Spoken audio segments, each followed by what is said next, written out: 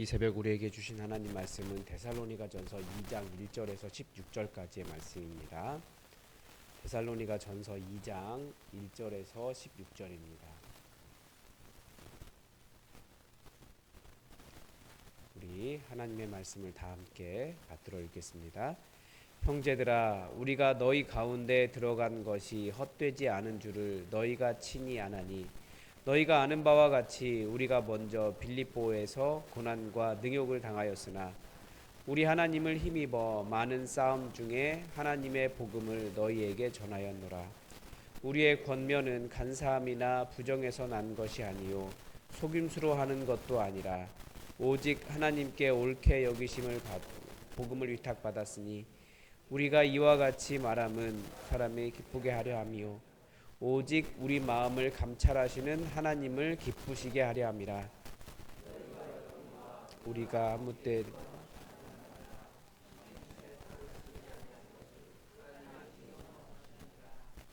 또한 우리가 에게는 영광을 구하지 아니하였노라. 우리는 그리스도의 사도로서 마땅히 권위를 주장할 수 있으다. 내 유순한 자가 되어 유모가 자기 자녀를 기름과 같이 하였으니 우리가 이같이 너희를 사모하여 하나님의 복음뿐 아니라 우리의 목숨까지도 너희에게 주기를 기뻐함은 우리가 우리의 사랑하는 자가 됨이라. 형제들아, 우리의 수고와 애쓴 것을 너희가 기억하리니 너희 아무에게도 폐를 끼치지 아니하려고 밤낮으로 일하면서 너희에게 하나님의 복음을 전하였노라. 우리가 너희 믿는 자들을 향하여 어떻게 거룩하고 옳고 흠없이 행하였는지에 대하여 너희가 증인이요 하나님도 그러하시도다. 너희도 아는 바와 같이 우리가 자기 자녀에게 하듯 권면하고 위로하고 경계하노니 이는 너희를 부르사 자기 나라와 영광에 이르게 하시는 하나님께 합당히 행하게 하려 함이라. 이러므로 우리가 하나님께 끊임없이 감사함은 너희가 우리에게 들은 바 하나님의 말씀을 받을 때에 사람의 말로 받지 아니하고 하나님의 말씀으로 받음이니 진실로 그러하도다. 이 말씀이 또한 너희 믿는 자 가운데에서 역사하느니라. 형제들아, 너희가 그리스도 예수 안에서 유대에 있는 하나님의 교회들을 본받는 자 되었으니 그들이 유대인들에게 고난을 받음과 같이 너희도 너희 동족에게서 동일한 고난을 받았느니라. 유대인은 주 예수 선지자들을 죽이고 우리를 쫓아내고 하나님을 기쁘시게 하지 아니하고 모든 사람에게 대적이 되어 우리가 이방인에게 말하여 구원받게 함이 그들이 금하여 자기 죄를 항상 채우매 노하심이 끝까지 그들에게 임하였느니라. 아멘.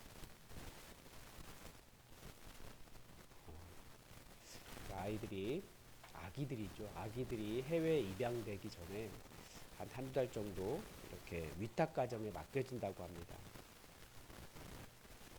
그 위탁 가정에 맡겨지면 그 위탁하시는 분들이 그 가정에서 정말 아이들을 지극정성으로 돌보죠.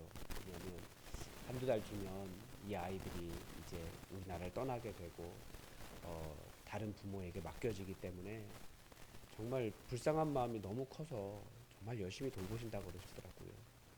그런데 그렇게 열심히 돌보시다가 그분들이 이제 아기에 대해 진심이 생기는 거예요. 그래서 이 떠나보내는 게 그렇게 힘들고요. 그만큼 한두 달이어도 그 아이들을 보고 있으면 그 아기에 대한 생명 그게 너무나 안타까운 거예요. 근데 위탁이라고 하는 것이 무엇입니까? 위탁은 내가 잠시 맡아두는 것입니다. 그리고 맡고 있는 동안에 정말 잘 돌보고 그 가야 될 그곳에 잘 전달하는 것이 그게 위탁입니다. 근데 오늘 본문에 보아도 이 사도 바울 일행이 자기들이 복음을 이렇게 증거한 이유, 그렇게 애쓰고 수고하고 진심을 다해서 이 성도들을 돌본 이유가 무엇이냐? 복음을 위탁받았기 때문이다. 이렇게 이야기합니다. 그래서 보면 오늘 본문에는 정말 그 우리 시대의 그 위탁 가정에 아기가 잠시 맡겨졌을 때 그 위탁 부모가 하는 것과 같은 그런 마음이 들어 있어요. 정말 어떻게든지 복음을 잘 지켜서 그 사람들에게 전달하려고 하고 있고, 심지어는 너희 가운데 유순한 자가 되어 유모가 자기에게 하는 것처럼, 말 그대로 정말 유모예요. 유모가 하는 것처럼 그 아기를 이렇게 기름같이 하나님의 복음을 잘 간직해서 성도들에게 이렇게 전달했다. 이제 그런 이야기를 하고 있습니다. 그런데 우리가 아는 것처럼 복음은 눈에 보이는 것이 아닙니다. 눈에 보이는 것을 위탁받았다 그러면 잘 보관했다가 그냥 이대로 전달하면 돼요. 근데 복음은 그게 아니에요. 복음은 사람에게 전달하는 것이기 때문에 사람의 마음을 움직이고 그들의 생각을 바꾸고 그들이 예수님을 주인으로 영접하게 되는 완전히 다른 삶을 살도록 하는 것이기 때문에 이 복음을 위탁받는 것은 훨씬 더 어려웠다라는 그런 이야기를 하고 있는 것입니다. 먼저 오늘 본문에 보면 사도 바울이 우리가 너희 가운데로 들어간 것이 헛되지 않은 줄을 너희가 친히 아나니 시작하고 있습니다. 왜 그런지 어제 말씀에 잠깐 말씀드렸습니다. 이 데살로니가 교회는 사도 바울이 오래 있지 못했기 때문에 마음이 너무나 아픈 교회예요. 많은 말씀도 전하지 못했고 많은 돌봄을 주지도 못했고 그랬지만 3주 정도 이렇게 전한 겁니다. 너무 마음이 아픈 거죠. 그래서 그런데도 오히려 남겨진 그분들이 더욱더 교회를 잘 세우셨어요. 그러니까 볼 때마다 마음이 아프고 그렇지만 하나님께서 이들을 선택하셨구나. 하나님께서 나를 보내셔서 복음의 씨앗을 뿌리셨는데 그 복음의 씨앗이 이렇게까지 열매토록 하셨구나 라고 하는 감사함이 넘치는 교회였습니다. 그래서 계속 감사해요. 정말 감사해요. 와, 하나님께서 이런 일을 하시다니. 정말 너희에게 들리는 소식이 내가 너무나 감사하다. 이런 고백으로 가득 차 있는 그런 곳입니다. 그래서 2절에서 보면 너희가 아는 바와 같이 빌립보에서, 그러니까 데살로니가 교회 가기 전에 물론 몇 도시를 약간 거치긴 했지만 짧게 지나갔고 데살로니가 교회 가기 전에 빌립보 교회에 갔었습니다. 빌립보에서 고난과 능욕을 당하였다. 그렇지만 우리 하나님을 힘입어 많은 싸움 중에 하나님의 복음을 너희에게 전하였다. 이렇게 이야기하고 있습니다. 빌립보 교회에서 어떤 일이 있었냐면 이제 귀신 들린 여자 고쳤더니 사람들이 난리가 난 거예요. 그래가지고 그 사도 바울 일행을 감옥에 가뒀죠. 여기서 바울과 실라가 그렇게 밤에 기도하며 찬양했을 때 옥문이 열리는 역사가 일어났습니다. 그런데 이 고난과 능욕을 그렇게 당했지만 그래서 빨리 도망가야 됐지만 그게 하나님을 힘입어서 싸우는 일이었다라는 거예요.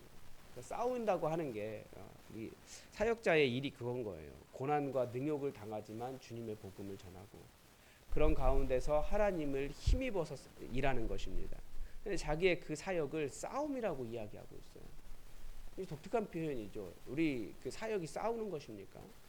그런데 싸우는 것이라고 지금 표현하고 있는 거예요. 왜냐하면 우리는 그리스도의 군사가 되어 있기 때문에. 싸울 때는 당연히 방향이 중요하겠죠. 우리가 지금은 그러지 않을 것 같아요. 지금 워낙 군 간부들 역량이 높아져서 그러지 않을 것 같은데 저희 군대 때만 해도 싸움 나면 저 사람 때문에 죽겠다. 내가 그런 이야기 많이 했어요. 왜냐하면 싸움의 방향이 중요한 거예요. 앞으로 전진했는데 뒤라서 총을 쏜다든지. 그러니까 싸움의 방향이 중요한 거예요. 교회 안에 있는 형제 자매와 싸우는 사람이 아니라 복음을 전하는 일 때문에 세상 권세와 악한 영과 싸움의 방향이 우리에게 중요한 거죠. 사도 바울은 바로 그렇게 복음을 증거하기 위해서 그렇게 악한 영과 싸우면서 그렇게 사역을 감당했다라는 것을 보여주는 것입니다. 그러면서 너희에게 복음을 전하였노라. 얼마나 많은 투쟁이 있었는지 몰라요. 그래서 우리의 권면은 무엇이냐? 그 사도 바울이 그렇게 복음을 지금 그들에게 권면했다라고 이야기하고 있습니다. 어떻게 했냐면 간사함이나 부정에서 난 것이 아니요 속임수로 하는 것도 아니었다 이렇게 이야기합니다. 이 간사함이라고 하는 말은 잘못이란 뜻입니다. 약간은 좀 망상 이런 거예요. 실체가 없는 거죠. 실체가 없는데 사람들이 내부적으로 싸우게 되는 이유가 뭐냐면 사탄은 계속 실체 없는 두려움을 우리에게 부어줍니다. 정말 그러하지 않은데 그러한 것처럼 보이는 거예요. 그럼 사람에 대해서 오해도 하게 되고 또 나 자신에 대해서도 잘못된 망상에 빠져 있을 수 있어요. 누구도 공격하지 않는데 공격했다고 생각할 수도 있고요. 아니면 잘하지 못하는데도 잘한다고 생각할 수도 있고요. 어떤 그런 그 망상이 있습니다. 우리에게는 자기가 어떤 전제를 세워버리면 그런 잘못된 방식으로 하지 않았다라는 거죠. 그리고 부정해서 난 것도 아니다.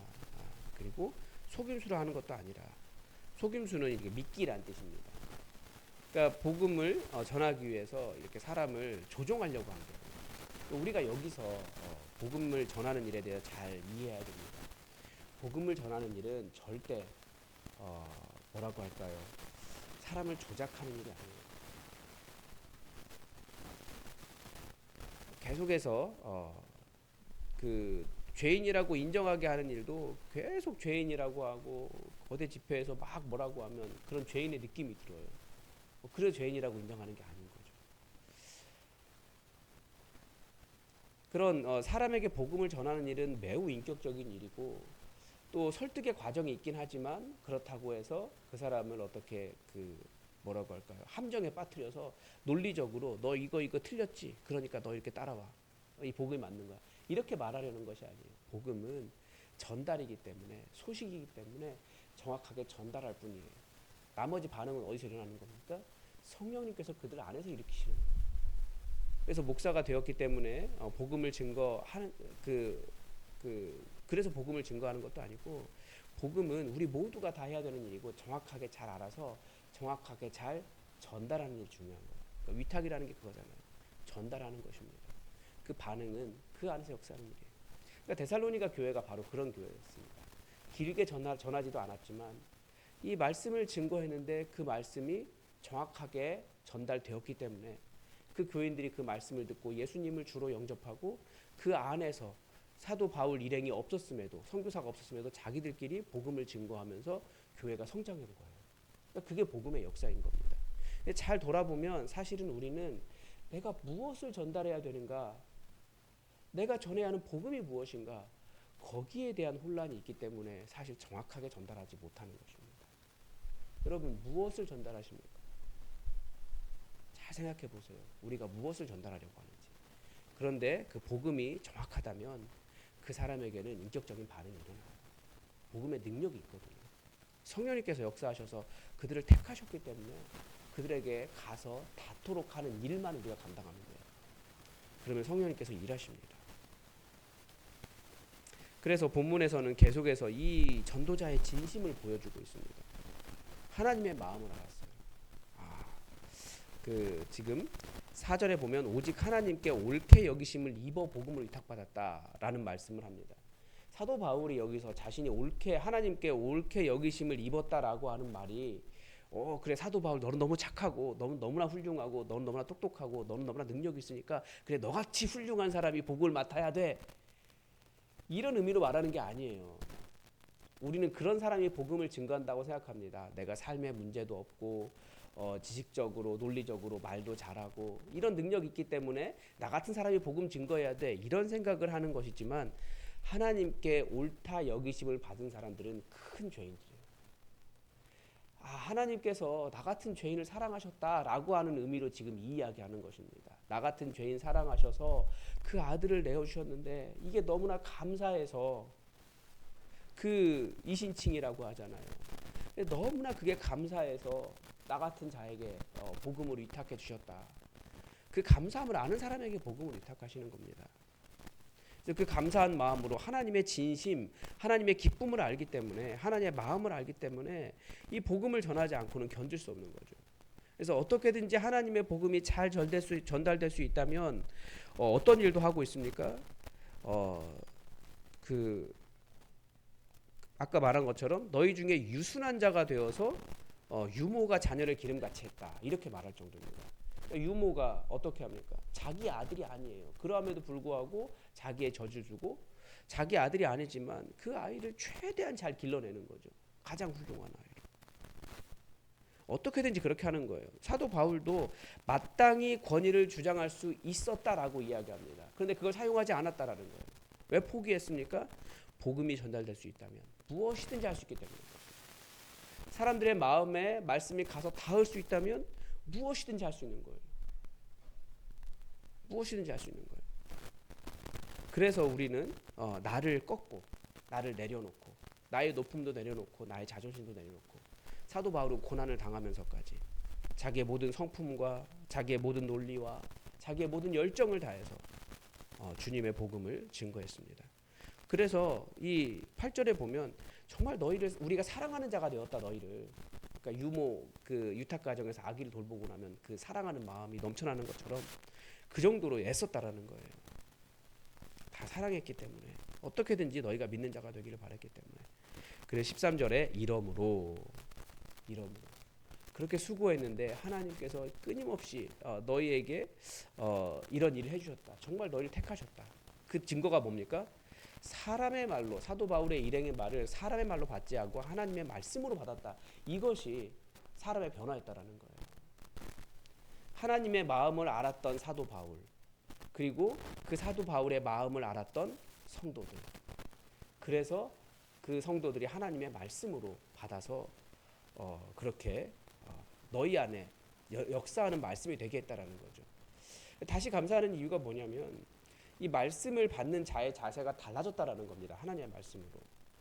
하나님의 말씀 되기도 하고 그 말씀을 받는 자의 자세가 그 선포된 말씀이 하나님의 말씀 되기도 하고 하나님의 말씀이 안 되기도 합니다. 그러니까 어떻게 듣느냐에 따라서 역사하심이 달라진다라는 거죠. 그런데 하나님의 말씀으로 들었기 때문에 데살로니가 교회는 역사하는 힘이 달랐습니다. 그 100만의 도시에 복음이 뿌려졌고 그것이 하나님의 일로 역사하기 시작했다라는 거죠. 받는 자의 자세가 달라지면. 그래서 15절에 가면 결론이 그거예요. 말씀을 어떻게 듣느냐에 따라서 누구는 죽이기도 하고 누군가는 구원을 받기도 합니다. 예수님과 선지자의 말씀을 하나님의 말씀으로 들은 사람들은 구원을 받았는데 유대인들은 결국 예수님과 선지자들을 죽이는 사람들이 되었습니다. 그러니까 말씀을 어떻게 듣느냐에 따라서 사람의 결과가 완전히 달라지는 거죠. 그래서 우리는 하나님의 마음을 아는 게 굉장히 중요하고요. 그리고 내가 어떤 능력이 있다, 자격이 있다라고 하는 그런 하나님의 은혜를 모르는 자세는 꼭 내려놓아야 됩니다. 그거 내려놓으라고 예수님이 죽으신 것입니다. 그리고 부족하지만 저도 열심히 노력하는데 여러분 하나님의 말씀으로 강단에 선포될 때 인간 최철규의 모습은 여러분 좀 가려두셔도 괜찮아요. 그렇지만 그 안에 있는 하나님의 말씀을 들으시고 하나님의 말씀으로 받으면 역사하는 힘이 다릅니다. 그래서 이 자리에 같이 있어도 누군가는 하나님의 말씀으로 듣고 누군가는 사람의 말로 듣는데 그러면 내 삶의 결과가 달라진다라는 거예요. 그래서 우리가 하나님의 말씀을 듣는 그런 자세를 바르게 했으면 좋겠습니다. 복음을 위해 사도 바울이 굉장히 고생을 했습니다. 하나님께서 부르셨기 때문에 그렇게 고생했습니다. 하나님께서 우리에게도 복음을 위탁하셨습니다. 이건 교회만 할 수 있는 거예요. 그러니까 저와 여러분만 할 수 있는 거예요. 그러니까 우리가 복음이 무엇인지 정확하게 알고 정말 유모가 그 소중한 복음을 그 아기를 아는 것처럼 그 복음을 잘 간직해서 우리 주변에 하나님께 택하여 부르신 자들에게 정확하게 잘 전달하는 일을 잘 감당했으면 좋겠습니다. 그래서 내가 먼저 복음을 깊이 이해하고 그 복음을 전달하고 복음 때문에 삶을 다르게 만드는 그런 부르심의 사명을 잘 감당할 수 있기를 바랍니다. 오늘도 하나님의 뜻이 우리에게 이루어지기를 주기도문으로 기도하겠습니다. 하늘에 계신 우리 아버지, 아버지의 이름을 거룩하게 하시며 아버지의 나라가 오게 하시며 아버지의 뜻이 하늘에서와 같이 땅에서도 이루어지게 하소서. 오늘 우리에게 일용할 양식을 주시고 우리가 우리에게 잘못한 사람을 용서하여 준 것 같이 우리 죄를 용서하여 주시고 우리를 시험에 빠지지 않게 하시고 악에서 구하소서. 나라와 권능과 영광이 영원히 아버지의 것입니다. 아멘. 여러분 우리가 교회만이 할 수 있는 일, 복음을 증거하는 일입니다. 그래서 우리가 복음을 잘 알고 이 복음을 잘 증거하는, 잘 정확하게 전달하는 그런 사명을 잘 감당할 수 있게 해달라고 우리 교회 사명을 위해서 다 함께 마음 모아 기도해 주시기 바랍니다. 그리고 비가 많이 오긴 했지만 우리 지역은 많이 왔는데 강릉은 어떤지 모르겠어요. 국가 재난 지역에 선포될 정도로 가뭄이 심하다고 하는데 그 목마른 땅을 위해서도 여러분 함께 기도해 주시기 바랍니다. 우리 다 함께 기도하겠습니다.